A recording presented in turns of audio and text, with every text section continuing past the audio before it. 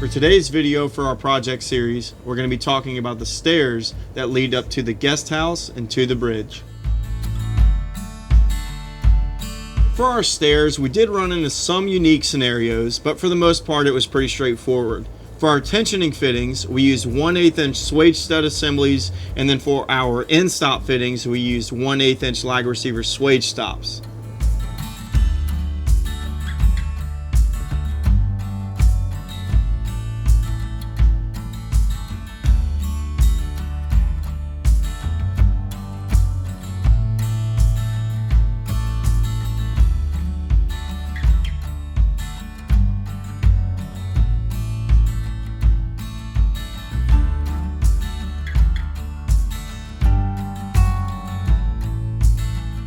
We're kind of presented with a unique scenario in regards to this whole top post, situation.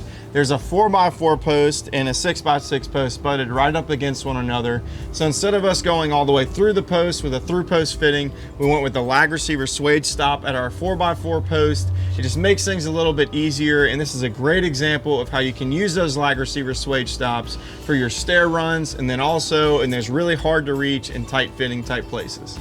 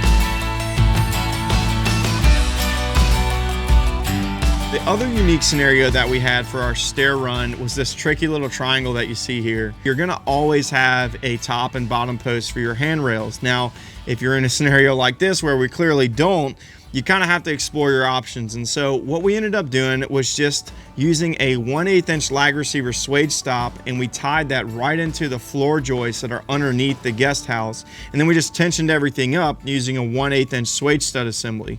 So keep that in mind if you're doing your own projects or you're on the job site. If maybe you have a spot that's hard to reach or difficult to get to, or maybe you don't even have an end post at all, a lag receiver swage stop is a great component to use. It's kind of universal, and it's going to get you out of the bind whenever you need it.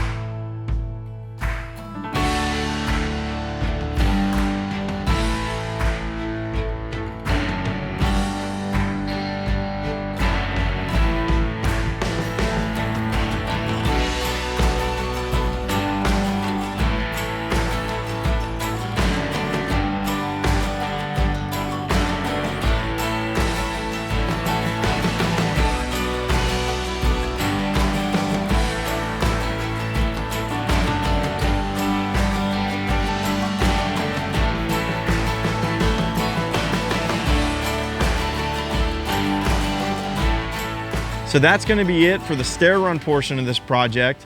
The next video in the series is going to be all about the bridge. And if you have any other questions about this run in particular, you can check us out at www.E-Rigging.com.